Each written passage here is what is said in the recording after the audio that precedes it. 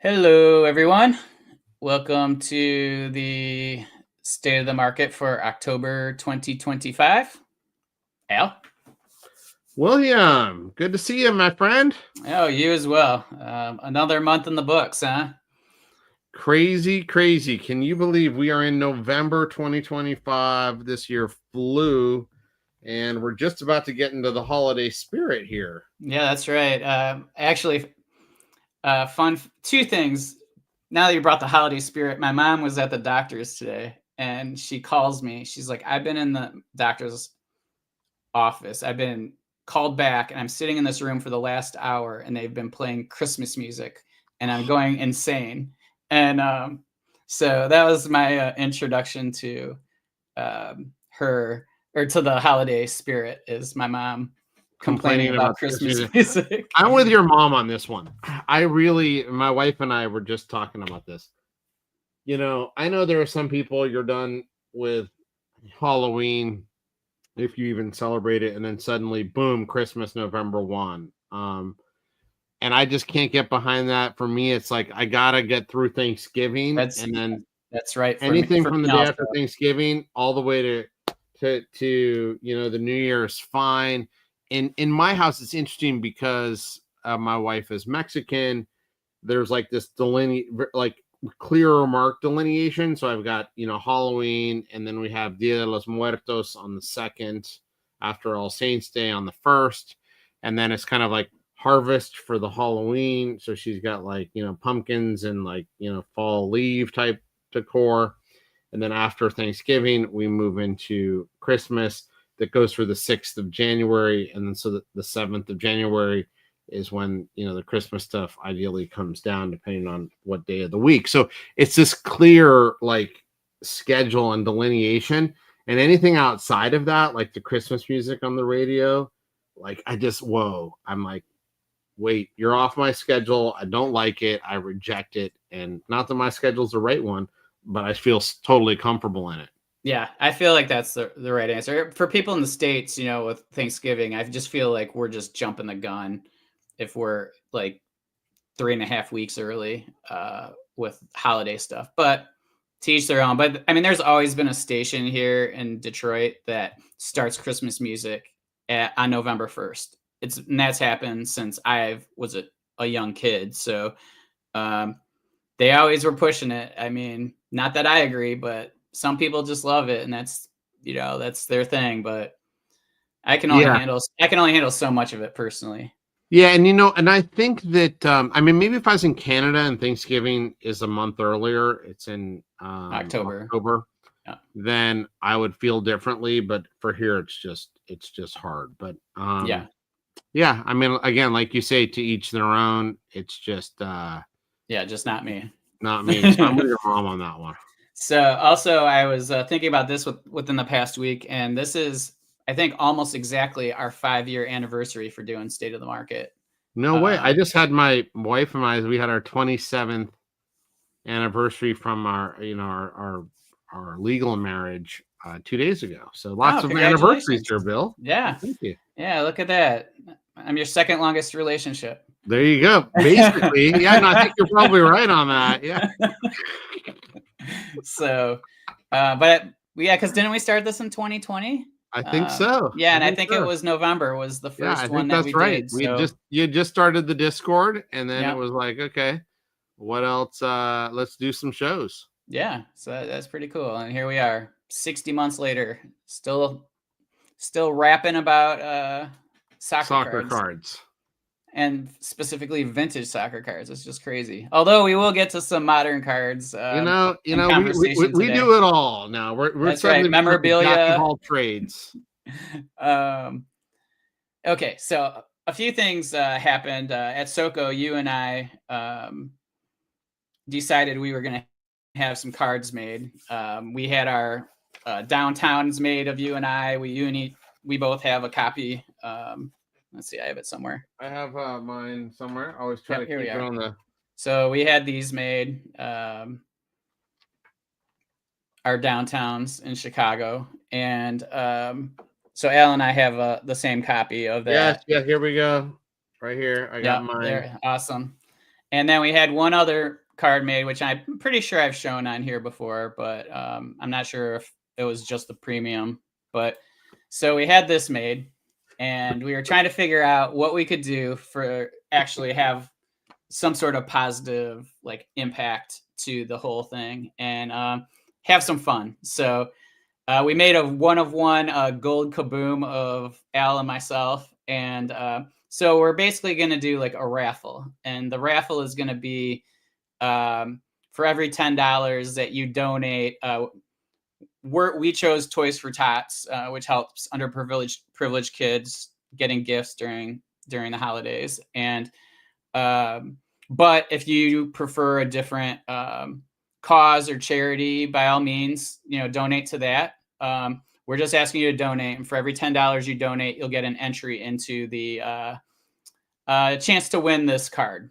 And so we're doing it out of fun. Obviously, there is $0 value in this thing. It is purely entertainment value, and we put a link for the Toys for Tots down below in the summary. And basically, what we'll do is we'll let this run until basically January 2nd, I think is what I said, or through the end of the year. So December 31st will be your last chance to make a donation, but you have till January 2nd to get me the screenshot of your donation so I can get you into the drawing. And we'll do the drawing on State of the Market for January 4th, which would be the December State of the Market. So just something fun. We've already I posted it in the Discord already, and we've actually gotten a decent amount of response already. Surprisingly, I mean, I was hoping that we would at least get what we paid for the card. So we've gotten many multiples of that already. So that's nice. Yeah. So are we are we setting a goal even? Should we set a goal, or should we just let it? Look, it's basically what is it, like one entry for every $10? Is that what we're going for? Yeah. Right. So yeah, let's just set a goal. Right? See if we can raise $1,000. Okay, I think that would be pretty awesome. Seb says that he wants the Kaboom. So I will say this: we're at $170 of donations right now, so we're 17% there. Maybe I need to make a graphic that has like the candy cane and how high it's gotten filled. Yeah. Yeah. Good. But so yeah, that's it. And like I said, we picked Toys for Tots, but you guys, obviously that's an American charity. So if you're outside of the U.S. and you want to make a charity locally or a donation locally, by all means, do that, and you can still send the screenshot. That was just a suggestion on our part. So yeah, that's it. Something fun to do during the holidays, and where a lot of people are in, a giving mood. So yeah, pretty fun. And let's see. I guess the next thing is the market. If you want to talk about we've kind of seen it maybe slow down a little bit on the on Messi and Ronaldo a little bit, probably more Messi. But have you had any, thoughts on that, Al? Yeah, I think, there's definitely been some consolidation, right? It shot up, as we always say, it's always better to have slow and steady as opposed to big market gyrations. For a number of reasons, we saw some of the market gyrations there, but in the end, I'd say that we're in a pretty amazing place from where we were 6 months ago. I don't think anybody could say otherwise, even if there's been a little bit of a setback to these crazy on a relative basis highs that we saw the last month or two. Still on pretty much anything you could see from Messi or Ronaldo or even Maradona. I think the one exception maybe Pele, but I think virtually everything that you would look at is still up considerably from the summer. In many things a magnitude of 2, 3, or 4. So that's just growth. You can't sit on that hyperbolic growth forever, right? At some point, it Right. has to take a break, and it has taken a break.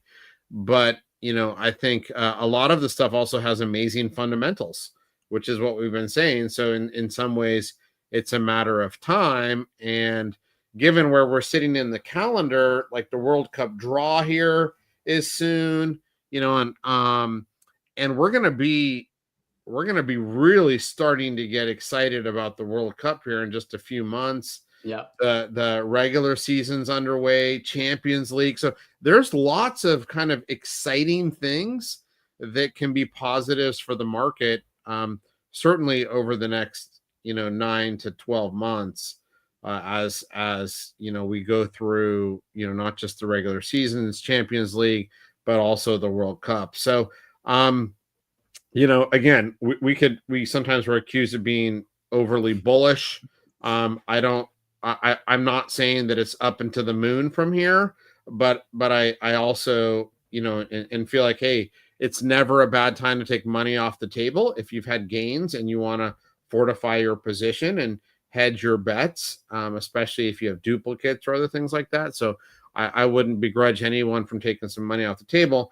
On the flip side, I still love generally the fundamentals on a lot of the time, or a lot of the places where we spend our time and effort, which is kind of in vintage. And I'd be more concerned about things that seem to somehow still get bought in the market, like this Panini Noir set, that was just coming out. I mean, so many sticker autographs, just kind of looks like crap. And this first off the line boxes were $4,000. And I just think to myself, holy shit, there's so much risk and stuff like that. So if you're, I don't know, I just feel like the place where we spend our time feel pretty secure with long time demand drivers. But you never know. Soccer cards and cards in general are risky investments, right? So and that's a perfect transition. So we are definitely the sunshine blowers and the bulls for, we are definitely that. And but I think it's because we believe in, just exactly what you just said. But the reality is, even if we believe in the fundamentals of things, it can still not be a great thing from time point A to time point B. And just as an example, why don't we just kind of go over this Babe Ruth that has recently sold after 2 or 3 years since it was purchased for $7 million, and then it just sold. So that was December 2023, so less than 2 years ago, and then it sold for 4.02 at Heritage last month. So $3.2 million loss for this exact card in 22 months. And he probably had to pay 10% at least to the auction house too. So right. So you're almost down to like 50%. 50%. Yeah, 50%, and this to me is an icon card of the hobby, of the baseball card hobby and sports cards in general. So, I was shocked to see this result. I thought that it would hold up significantly better from this, even if it didn't top the 7. And it's a great card. I mean, one that I personally saw in the Baltimore Ruth Museum right outside of Camden Yards. And so, I think there's a number of questions here. Is this a prelude to the dangers of vintage? Is this a prelude to the dangers of baseball, which has an aging collector base and falling attendance and many other challenges from a U.S. sports perspective? Although if you watch the World Series, it's hard to argue with just the excitement of the actual that product baseball can have, right?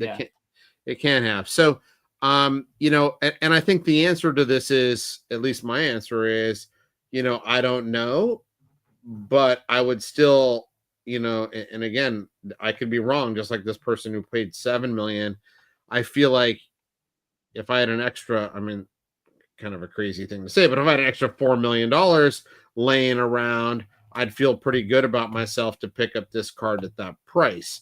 Now, that said, in 2007, not this card, but other similar copies to it were selling for 750, you know, 600, $1 million. So it's still up significantly from that point, even at the 4 million. And so, you know, you may remember the Wagner, the T206 Wagner that was owned by Walmart and others. There was a time when it kind of went somewhat negative and stagnant before it kind of took off again.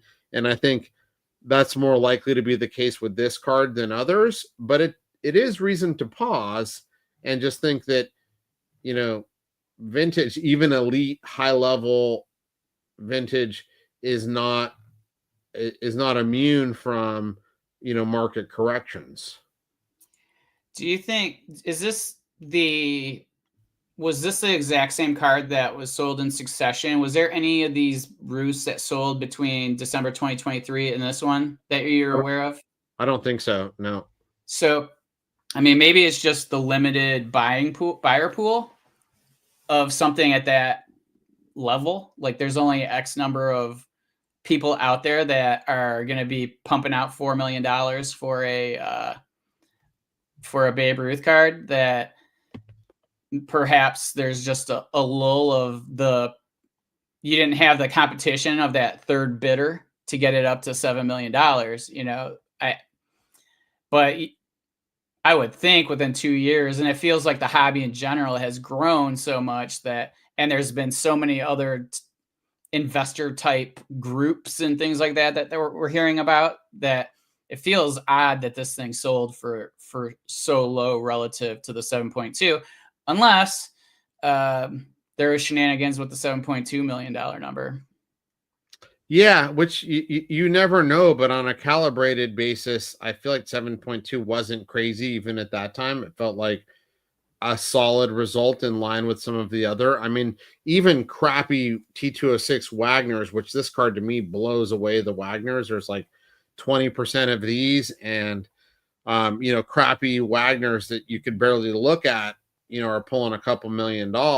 Yeah. So, you know, kind of an elite higher grade. Yeah, that has a crease on it. Yes, this is the red version versus the blue. The blue has a little bit more definition to my eyes. You know, I'm you know, it didn't seem like a crazy number, and doesn't, even if you look at some of the Sporting News 1916 rookies, you know, those routinely sell for millions. So this card to me is way more important. And as a factor to the Sporting News, you know, which is typically, I'd say, what, 4 to 6 times what a Sporting News would trade for. This is a low sale using some of those historical multipliers that you would have seen. So, you know, again, I think it's not necessarily a damnation of vintage collecting. It's just, it highlights the risk of very rare, expensive cards at good auction. Right? Yeah. I mean, that is the risk. And we hear it all the time, right? And it's just catching the right people, right time. Their timing is so important, and making sure that you have the demand for it. And I feel like we've seen that many times. Like you and I have sold stuff where we're like, what the hell is this? So disappointed in the result. And it's just timing. It wasn't marketed right. Was it all of these things? And I honestly, you and I had a conversation about this in the background, and I don't recall there being too much marketing for this. And I mean, I guess it really doesn't matter. I'm not their customer for it. So I mean, perhaps that's why I didn't see anything, and I'm sure they were doing marketing in the background. Yeah, but it was I was just trying to find the catalog here. I thought I had it handy, but Yeah, maybe I don't. But the I mean, yeah, there wasn't a tremendous amount of like Golden that goes on CNBC. He like gets the buzz around, and I didn't really feel that here. Again, I feel like this is the reason I've heard of this card trading hands a number of times over the last decade. Not this one, but other copies, and a lot of them trade privately. And I think that's another thing, and that's actually something we see in soccer. It's right. Hey, if I know or think I know this card it's a super low pop, and it's worth 5 figures or mid 5 figures or something. I don't want to run the risk necessarily because the market isn't as stable as other markets on the price points. So I'd rather take a good price than a great price and not take the risk of, the disappointment versus excellent. And I'll just take solid in the middle. And that's where you get a lot of private sales. Yeah, I guess that's fair. That's something I hadn't really even thought about, but it makes a lot of sense. All right, why don't we pop into the actual auctions? Maybe if I can find the correct tab for it. We'll start out at Golden, and there was one Golden Elite auction that had soccer in it this month. I did look at the weeklies. There wasn't too much. I think that really the only thing that caught my eye in all of the weeklies that's not something, or that's just something that's different than what we see every month, and it was that Force of Gold Maradona PSA 5 that sold for like 2,500, and not a card you see all the time. Strong price, rare card, all of that. So Adam, how are you doing? So all right, let's get looking at this Elite auction. There was 18 soccer items, and I am struggling. Okay. Not too much, though. I mean, it was a lot of the tickets. Pretty cool signed Fontaine, Di Stefano. Let's see here. But other than that, I mean, not a whole lot of soccer. And I really feel like Golden continues to slip in the soccer category in general. As just a general, the weeklies are weak. I'm not sure if it's because the weeklies are lower value, and so eBay now owning Golden tries to push more of that to eBay, or what the story is. But even occasionally they'll still get the big Elite cards, but not. It just doesn't feel. It used to be a lot closer between them and PWCC or Fanatics now, and I think Fanatics has just won that war. Yeah, I feel like we were actually talking about the big items we would 100% sell at Golden, and now that's not even like a consideration. Like I think they're every 10 auctions has really like kind of stolen the show for people trying to sell nice soccer items. Yeah. So, all right, well, see you, Golden. We'll pop up with the Fanatics premiere auction. There was a lot this last auction for soccer. I thought I was only going to be scrolling a few rows, and then I was like, holy shit, I had to keep scrolling to get to the start of the soccer. It's crazy. I mean, granted, a lot of them are Messi and Ronaldo, which makes a lot of sense just based on how the market was. And so we'll just start scrolling. Some higher grade rookies. Yeah, that flawless CR7, wow, 44. I think those had been in the kind of 8 to 15. I know there's different number. This is a number to 10, 8 to 15, and so 44 is a big adjustment there. Yeah, it's a big number. Here's a PSA 9 for 108,000. And these ended about 2 weeks ago, week and a half ago. Yeah. Can't believe somebody paid this for this card. Can you believe it? Yeah. and that same person got the one next to it too. Yeah. Oh, you got that Messi? Yeah, not the Messi. The I know, other, I'm teasing. the Messi pre-Messi. Yeah, there you go. Got to be true to your roots, you know? Yeah, that's right. So Al scooped these two up. The 101 Immaculate Maradona autograph, which is an on card and just it's fantastic. Looks fantastic. And then can't go wrong with a Lorati Meazza. So yeah, those are bit. Yeah, I actually got my bank account. I'm like, what happened to my bank account? And I'm like, oh shit, I forgot about that. So if you had to buy one, no, I'm teasing. Yeah, so these were big auctions. The PSA 9. This is a good looking 9. I like the deep. I like to call this one the tan Ronaldo because it's got the deeper color print. On it. Centering looks pretty good. Left to right's a little off, but but great looking 9. Yeah, looks great. And this is a, whereas the Messi kind of ran 3 to 4x. This is up 2x from some of the last, things. So, and I still just love this sticker. It's such a great sticker. Only 2 rookies for CR7. So, I congrats to the buyer on this. It does look, it has the sticker on it, the eye appeal sticker, and I would agree. It looks awesome. Yeah, it does look great. That R9, I understand the excitement for this. It's obviously a great patch. It just seems like such a huge number for a guy that can keep signing, every single year. I don't know. It's just hard for me to fathom. Mesa Loratis. I think that's only my second one. I may have 3, but I think that's only my second. Yeah, that R9's, it just has to be like a huge, like, but I mean that's 2 bidders, right?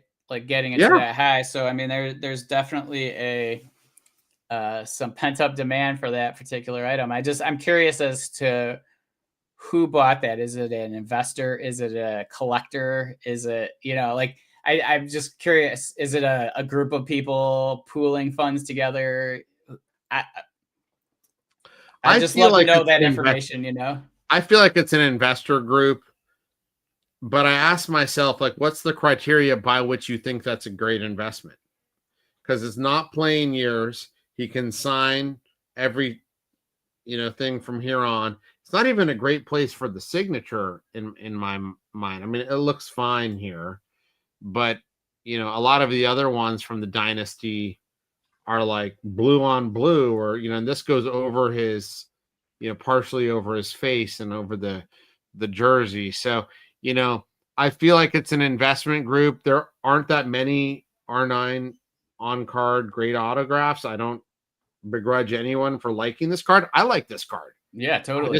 I just don't like this card at that price point. Like, I'd rather have the Messi rookie, that you have right here, the PSA 9.5 Beckett, or the PSA 9 above, and throw in the Ronaldo rookie there instead of those 2. Yeah, for sure. Yeah, instead of, you're talking 2 of the most elite cards in soccer existence. I'd rather have those than what time may show to be an interesting post-career, really cool looking R9 rookie.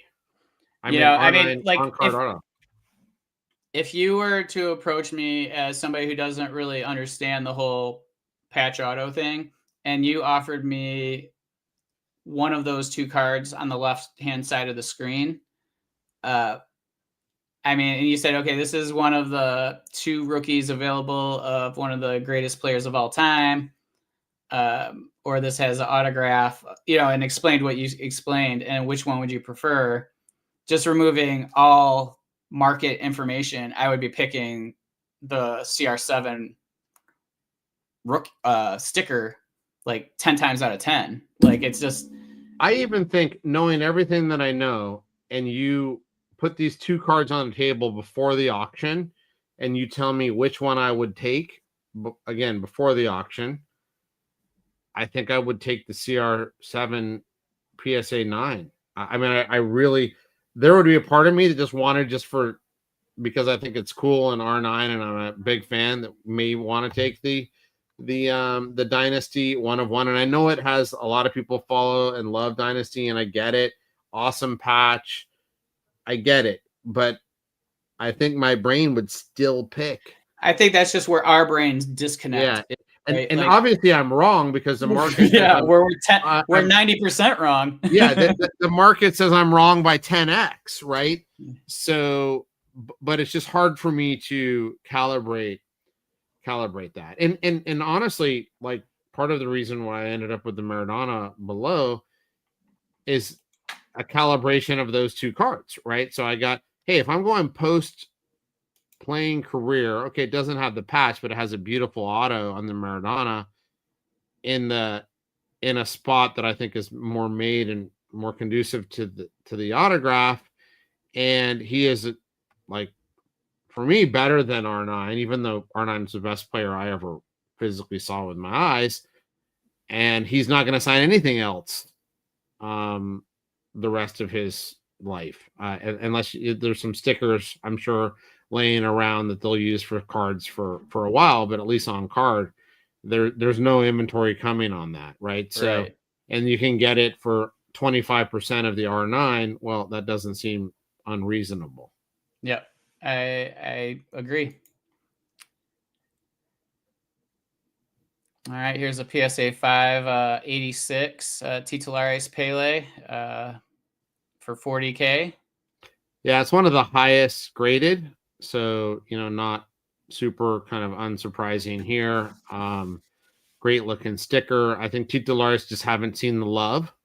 You know, I think really since the boom started, and it's nice to see one getting some respect here. Yep, I agree.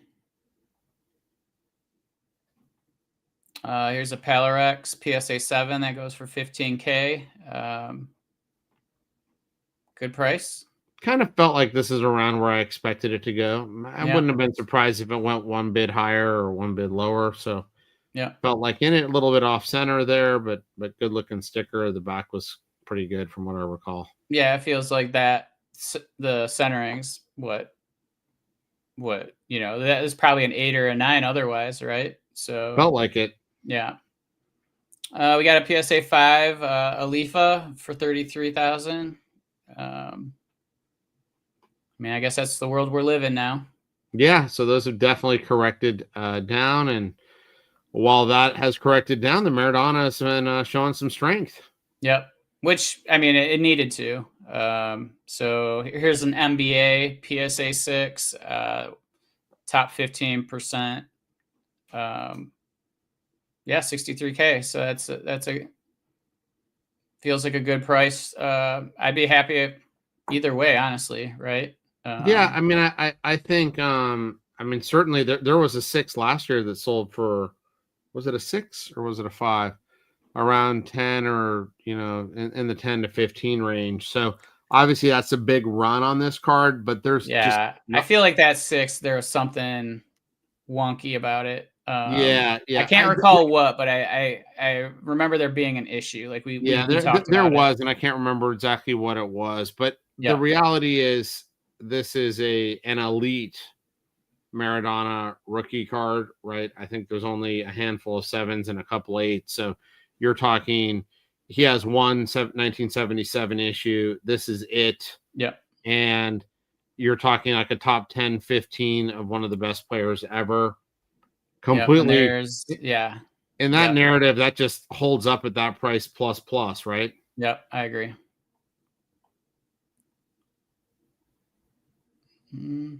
I mean, strength and on-card elite player autographs just across the board. Right? Yeah, here's a Messi auto. Even rookie for 11K.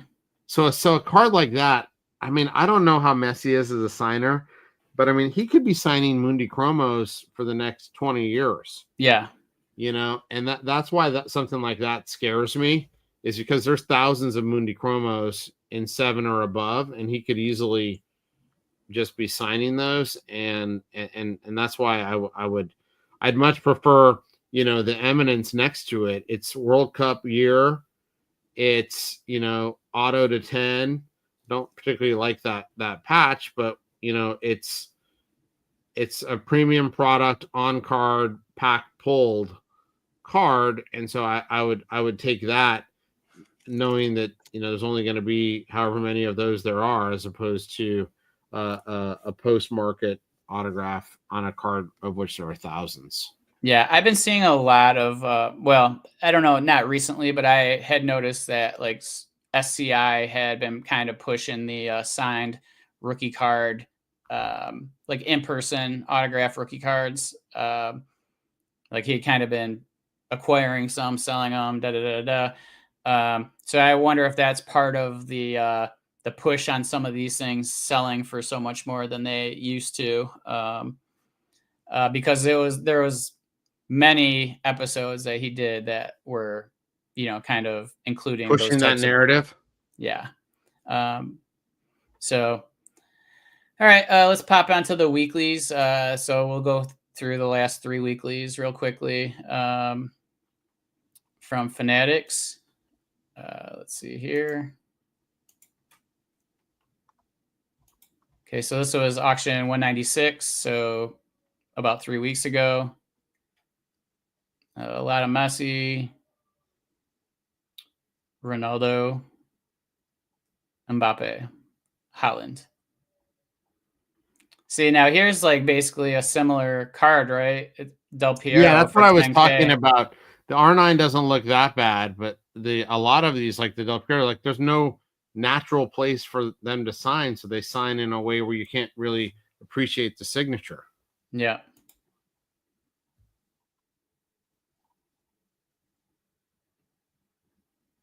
Not a ton of vintage in this weekly. Yeah, Kaboom. That sold for much, at least. Yeah, Kaboom's blowing up. On-card autographs blowing up. Lots of just strength in modern. There was a red and blue back for PSA 6, 3200. That seems low, doesn't it? For a seems blue? A little low to me too. Like, although it says 9 graded higher, which is a lot more than I recall. Yeah, I think there's definitely a couple 7s and 8s. If there's 9, that is a bit of a surprise. But yeah, I think the 6 is that feels like I think I'd rather be the buyer there. Yeah, even though I think so too. Even though it's been up a bit from the low point, but what isn't? 10 Mbappe for 3,000. That's it's up a bit recently, but like, man, those things are selling for so much. Yeah, I mean, they've been on a free fall for years, but it is finally the first time they bounce. And the Iniesta 10, it's a Mundi Chromo, so they're out there in good grades, but they're still 10s are still tough. Yeah. Because of the centering. So 3,000 there, that's a pretty good showing. The 5 Platini at nearly 2,500. That's a great looking card and a great looking copy. Yeah, it does look good. From what I recalled, lots of Lamine Yamal and Messi stuff. Yeah, it's just. I mean, we had 48 that are over $2,000. Like, it's. Yeah, and compare that again on our narrative about Golden to where Golden was. I mean, they had squat. So, these guys just crushing it. Unfortunately, for my eyes, the crushing it's on all of this stuff, this modern stuff. There's a Mesa right there for the uncatalogued one. Yeah. And then there's been a lot of Prism Gold stuff selling, over the last, few months. Yeah. And even the common ones are doing really well. Some of these are fun. The stained glass. There's a 6 in the Beckenbauer stickers. from the 70, which most people think is a short print. So we went through 96 items and we're still at like $700. Yeah. All right, let's pop over to the 197 auction, which was a couple weeks ago. And it's more of the same here. Yeah. That Cyrillic Messi, that went for a big price, 16 grand. Oh yeah. Those had only been a few grand up until PSA recently. pop 1 of 7. Yeah. That's cool. Howland Messi. Yeah, that is cool. I actually like that card a lot, especially if Holland continues in his greatness. You don't see many cards like that. And that's on card too, so that's even more fun. It reminds me of some of those elite basketball cards that are now trading. Yeah. For like hundreds of thousands of dollars, where they got all those greats together and the rookie classes that actually did pan out. Just so cool. Or like the Griffey Mantle, or like from the early 90s. Yeah. And those actually panned out. All of the Prism stuff from 2014 just shining. Literally and figuratively. Yep, in the parallels especially. I like that stained glass issue. Never picked one up, but I like the way that it looks. It reminds me of the baseball ones from the 90s. Yeah, the old ones were awesome because they were actually like stained glass, And I think that one is that, like, not all of them. I think some of them now are terrible. Well, they're just like printed cards that look like and so but some of those were like on that plastic acetate. You hold it up and it looks like stained glass, which is freaking really beautiful. Cool. Yep. That's nice. I think those have done pretty well recently. The Maradona 78 cracks. Yeah, they definitely kind of bounced back a little bit. Yeah. Nice to see a Geo Smith in there. We're still at 750. And just a lot. But again, if you were to cut this out and do a year search, prior to 1960, it wouldn't be that much. And I just think that there's just not a tremendous amount of, which I think is generally good for vintage, not a tremendous amount of people willing to sell. And I think that's going well.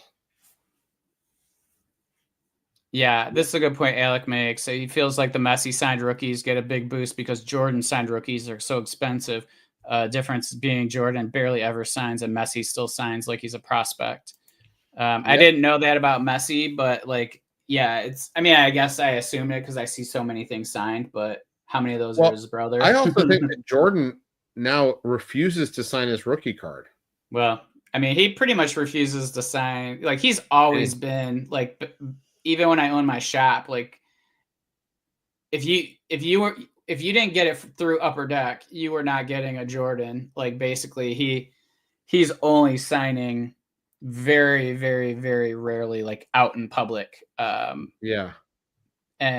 maybe he's always been tough. Yeah, maybe his Upper Deck contract doesn't allow that. Well, I'm sure that's all over and done with at this point, but perhaps, that could have been the case. Like, it was an exclusive thing, but he's also, he knows what he's doing, Yeah. So, that's a really good point, Alec. Let's see here. This is the one that ended last week. Kaboom, still strong. PSA 5. It's very high grade. This one had great eye appeal. Beautiful sticker here. So happy to see that one doing well. That's definitely, I want to say, at least 2x from where they bottomed out. So again, some strength in the Maradona market. I guess this is close to the floor, right? For a 1.5. That's a little shocking. I think maybe people are going for the grade run, and some of these lower grades are harder to get because there's just not that many. And that seems grade like really high, actually, because I think I saved one on eBay that is like a 3. and I think it sold for quite a bit less than this. Yeah, so I'm thinking because I think in the last, like the 8 was selling for in the mid 30s to low 40s. A 7, I think, was just around 20 or something. So, to have a 1.5 at 5 is a big price. I think there had to be something else going on here in Yeah, terms that's of I even had put a marker bid in there just to see like where it end up. So like, I'm curious what somebody's willing to pay for a 1.5, but right, right. uh it does have really good eye appeal. There's no question about Well, that. There has to be something yeah, it's probably a massive dense. indentation on the surface Yeah. that you can't see on a scan. Um,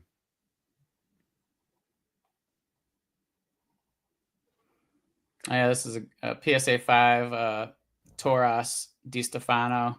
I mean, you don't see many of them in that shape. Those corners are ridiculous. yeah, in the back usually stained by chocolate, Oh right? yeah, So like mine's an authentic, and it's just, I mean, it's just there's like chocolate stains all over the back and all everything. over it, Like, right? And then you got yeah, the Rivera and here next super off to it. center, and yeah, Yeah, I mean those are just jacked. The corners suck.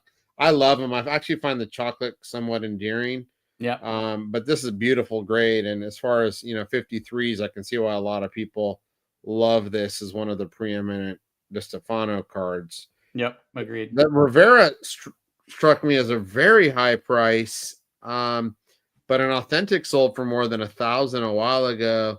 You don't see a lot of these discs, but you also don't see a ton of interest in these small little metal discs in these types of holders. Usually, this type of holder, you know, detracts from people's interest because it's not a standard holder, but this didn't hold it back. This one No, blew past my expectations, as did the last authentic, by the way. yeah, I mean, you don't see a lot of those, and so I think that that's part of it, and also to get a decent grade in those discs is probably pretty tough, just because of chipping and things like that. So, um, I mean, it's pretty like Rivera is just do, doing incredibly well. Yeah, what do you think the reason is? I mean, I love him. I collect him. I have a number of his cards, but I don't hold him significantly better from so many other players that sell at a fraction of him. I mean, is it just an Italian collectors? Is it? Are Italian collectors bidding on PWCC? I mean, Well, maybe. I don't mean like actually. Oh, you mean I like mean people who collect Italian, um, players. I really don't know the answer. It does surprise me when I compare it relative uh, to other players that I hold in higher esteem. yeah, But um, yeah, I don't really know. Like, I can't answer why. It feels like he has a decent amount of rookie uh, issues. There's not a ton in each of them, so I think maybe that's pushing it. And there could just be some Rivera collectors, and they're all going for the same items. But I really don't know. Do you have a strong thought as to like what, or I is just don't. kind of I don't. bewildered? It's been a wondering. I mean, like I'd love to pick up a number of them that I've seen, but I've been completely blown out of the water in my calibrated view of him as a player. Yeah. Yes, that is. Are they already grading I don't think they're grading cards yet, but it's exciting to have a presence on the continent for sure. Yeah, it'll be nice to see. It'll be interesting to see, right? How much gets submitted from the European Union, right? And it still doesn't give us much of a clue, probably with UK cards, but all the other countries, we should have a pretty good feel for scarcity that maybe we have been wrong about. Just not because we're all basing it off of anecdotal experience. And so it's going to be an interesting time to see what ends up being scarce or scarcer than we thought or less scarce than we thought. Exactly.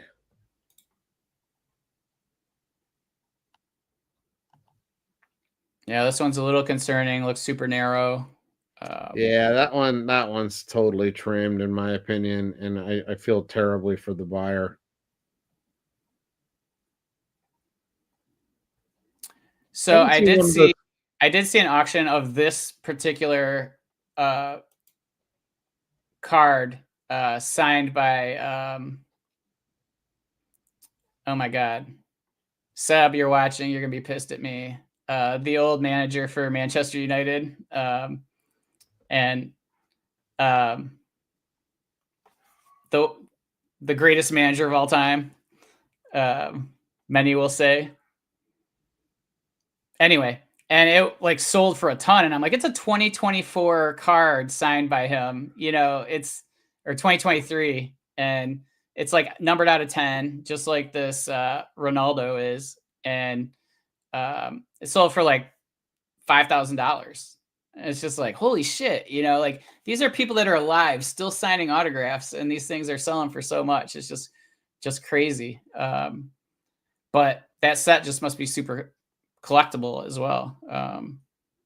But when you look at that R9 versus the Dynasty, this is where I'm like, okay, because this one's on card, no? Or is this a sticker? It looks like it. I thought it was on card from what I remembered. So I'm like, okay, on card 1500. I get it. He doesn't have that many out there, you know. But then that 132 is just so hard to fathom. I know it's the one of one. I know it's Dynasty. I know it had an awesome patch, but and really? Alex Ferguson is who I'm thinking of. So. Yeah. Oh yeah. I thought you were waiting for Seb to. No. I was just my brain was. You were just having a brain short fart. circuiting. Like, yeah. Yeah. So anyway, that's why that one's hard for me. And then you don't see the first. This is the first card of Zidane go that frequently anymore. I actually thought the pop on this was going to end up being way higher than the Panini yellow sticker, and it actually has stabled out at more or less the same level. So back to our perceived populations back in the day, I'm like, this is at least a 2 to 3x the yellow sticker, and time has shown that they're actually closer than I thought. Yeah. And I think it's done pretty well, as partially as a result of that, and partially as a result of being the first card, I think. Yeah, I think that that's definitely, like, at least when I was starting out, and we would lean cards over stickers. Like, that always intrigued me. But then I'm like, it's a year. Isn't it a year off? A year later. Yeah. Yeah. So it's like, that's what always threw me back to the sticker. And I did always feel like there was just way more of these out there. So I agree with you. Like, it just felt like, I don't even know if it's really worth picking up when it's A, not his first year, and B, it feels like there's a lot out there. Yeah.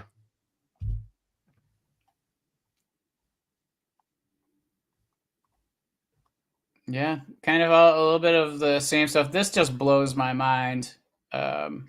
That's still me too. It's just, these are just trash cards. Like, back in the day, I bought like a lot of 50 of those for $50. Yeah. Like, I mean, you could just buy however many you wanted of these cards. And I don't know if they're still I think 2006 is correct. A long time, there's a lot of them out there say 2004 on the flip, and you just got to be careful because it is not a 2004. But those things are about as mass produced as anything from back in the 90s in baseball.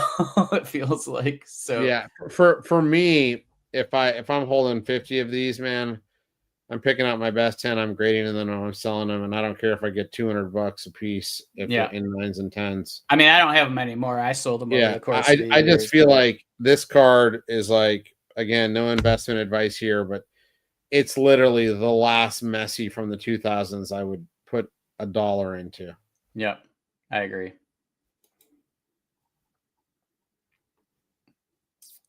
That's fun to see. Yeah, Helmchen. The Helmchen.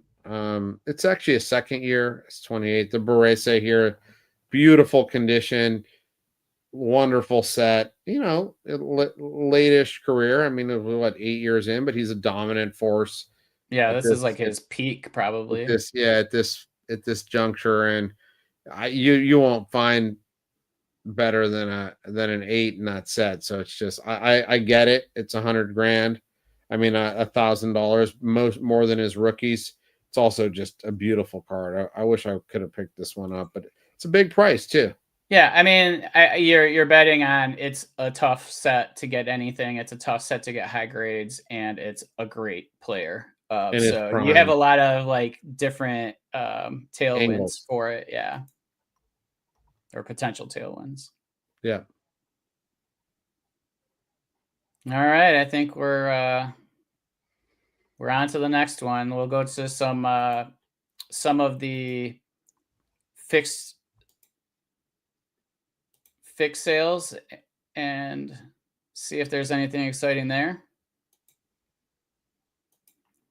And we'll just kind of stop at anything that seems. What did that Vav Pele go for? 750 for a 1. Man, it's just not a great cut, but seems like But a to get very one of low. those under 1,000 feels like a pretty nice. That's what I'm thinking. It feels low at under 1,000.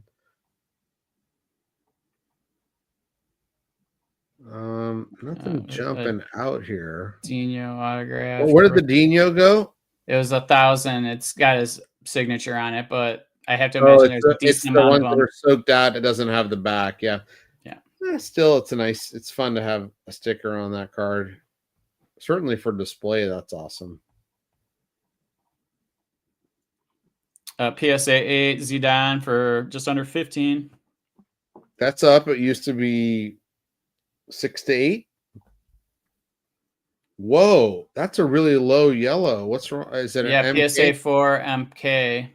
Is there a market that says MK? I wonder if the back had something on it. Oh no, there's something on the front. I can't. If you see up. Oh yeah, okay. There's like a pen mark that goes right here. Yeah, okay. I see that. Interesting. It's kind of fun to drill through these every now and then and just see what's happening on the buy it now, like what deals people are making. Yep. Because I find it relatively hard to get deals done on this in this segment. See, so there's a yellow without the pen that goes for much more, which is what you'd expect even out of a 1. Yeah. I mean, that seems high relative to what I've seen other 1s sell for. But yeah, I would peg it at about a 900 to 1,000 maybe. There's a 2 for 6,000 on the disc. Yeah, that's a big number. I would agree with that.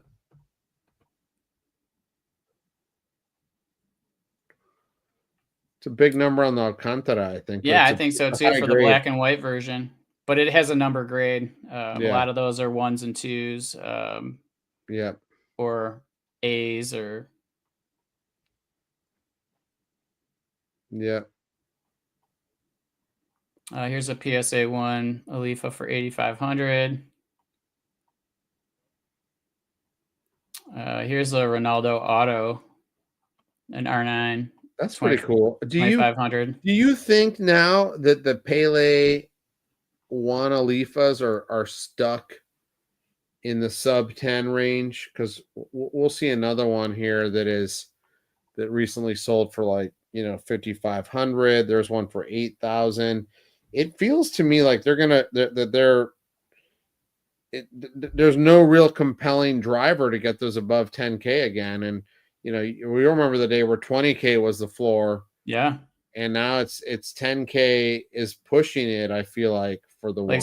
See, check this one out and look at the borders on this relative to the one that we were talking about. The BGS 8, no doubt that's trimmed. It's just so sad. Here's another messy 71 bis at 35. It's been kind of 35 to 40 recently. And to answer your question, I do think that the 1s are gonna be sub 10K for a minute. I just feel like what's gonna push that at this point, especially when you look at just the grades of like how many ones there are, and if there's just not that built up demand, those ones are just going to kind of be hovering there because that's the ones we're going to see selling consistently. And until we see some big sale in a different grade, I'm just not sure there's going to be anything that pulls them up, you know? Yep. But I think long term, I don't think that there's, I think that's something that at $5,000-$6,000, I mean, it's hard to like say that that's not a reasonable price when we look at what other things are selling for. Yep. Yep. Yeah, I think that the problem with the Alifas is that most of the new ones being graded were the low grades. Yeah. And so we've gotten kind of a bubble of supply on the low end, and then that, the people can pick and choose which ones they want, and it's just not a stretch card anymore because there's just supply. Yeah. And I think that like also you can you're going to see some that sell for over 10 just because the eye appeal is so much stronger than other ones. But to say that I'm going to be confident that it pulls all of them up, it's going to take something massive. I think just a lot more entrance into the, like if we're talking like 2035, yeah, I feel a lot better than answering it differently. But if we're talking 2027, I'm not necessarily sure. And do you have any thoughts on why Pele seems to be lagging, whereas Maradona's running? I almost feel like it's trickle down at this point, right? Like it's just everybody kind of sees the Messi, Ronaldo's doing really well. Then you get the trickle down to pre-modern, which some people go back to the Maradona for pre-modern. And I think that a lot of people just remember seeing him play. And then at some point, I feel like it will get back to Pele. I feel Pele is just in a weird spot. Like there's so much more available, but the early stuff I feel is just like a sleeping bear. And I mean, I feel like that, especially the early Brazilian stuff, is what, just based on how much is out there, there's just so few of that stuff out there relative to some of the other issues. But my guess is it's just like kind of a trickle down, and we might see it with Pele moving forward. But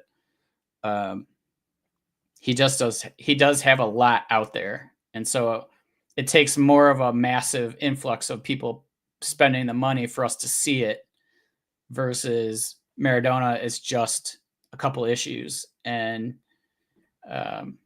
that's just my guess, but I really don't have a strong answer for that, I don't think. Do you have any thoughts on it?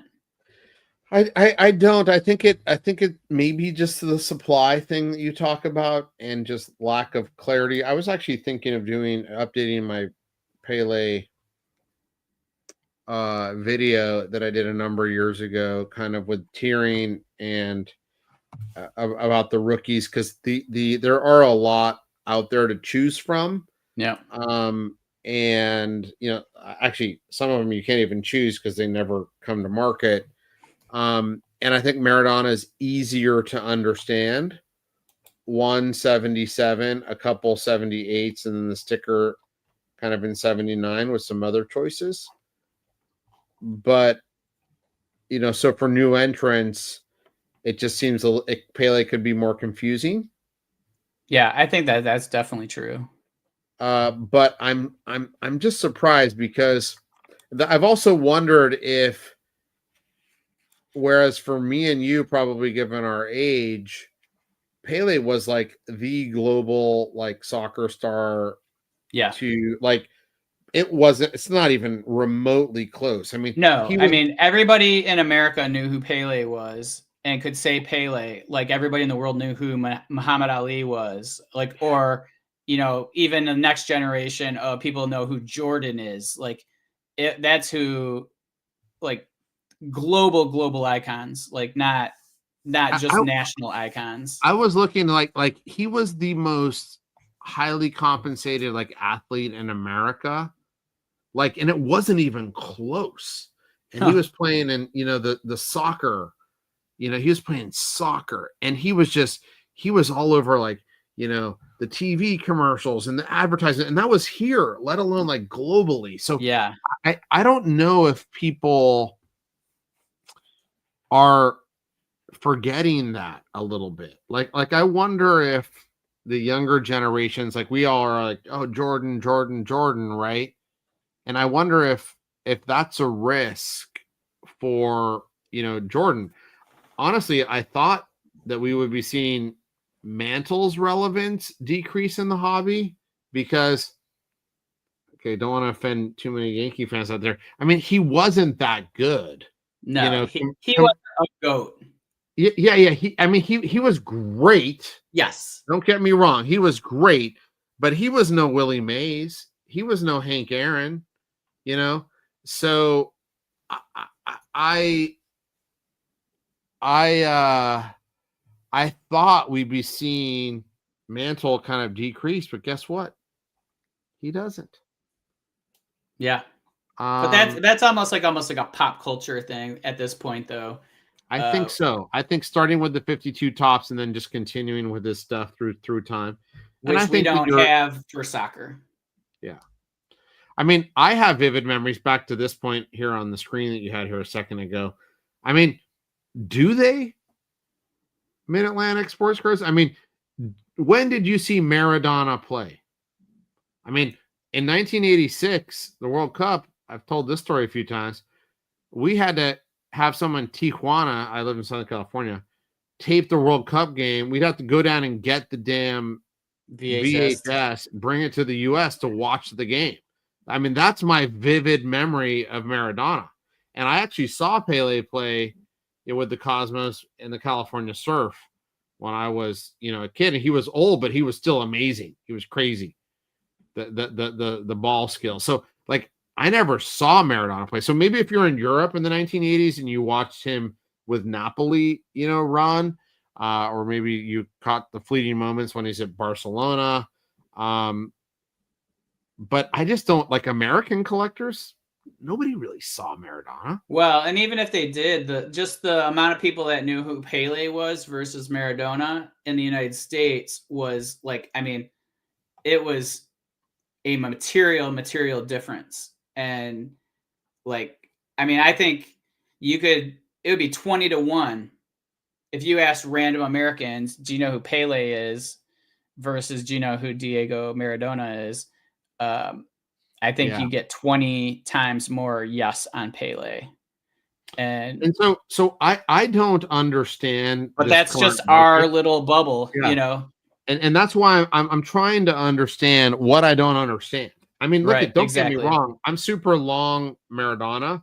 I love Maradona doing well. I think he should do well. So don't get me don't.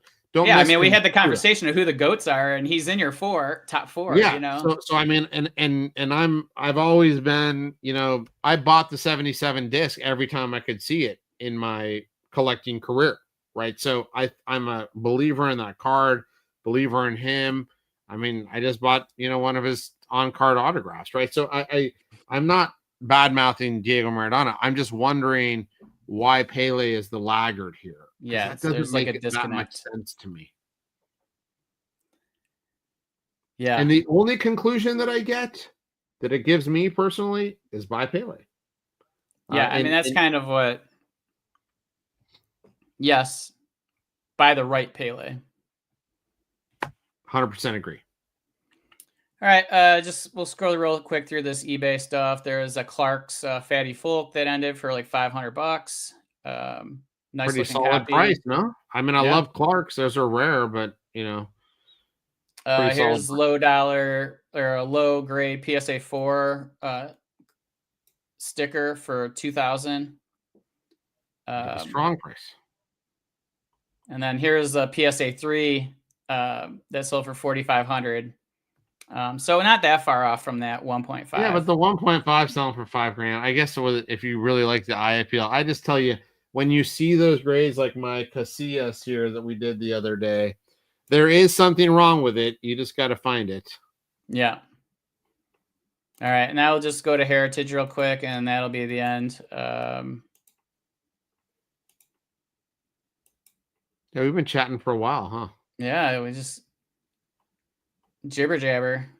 Jibber jabber. Neeskins Players Pass. Pretty cool. Very fun. And let's see what else. The Conga is actually pretty rare. Nice, Imperial. Oh yeah, it is a Conga. I didn't even notice that. Yeah, and then the Imperius, I mean, a 5's a good grade. I didn't look at this particular card. Doesn't seem like an egregious price for a 5. I mean, you look at the cut; it's pretty.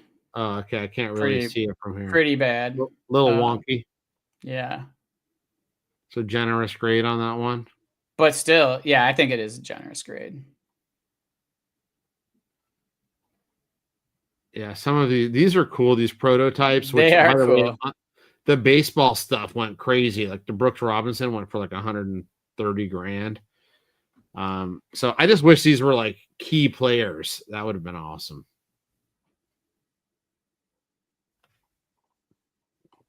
Did I miss something?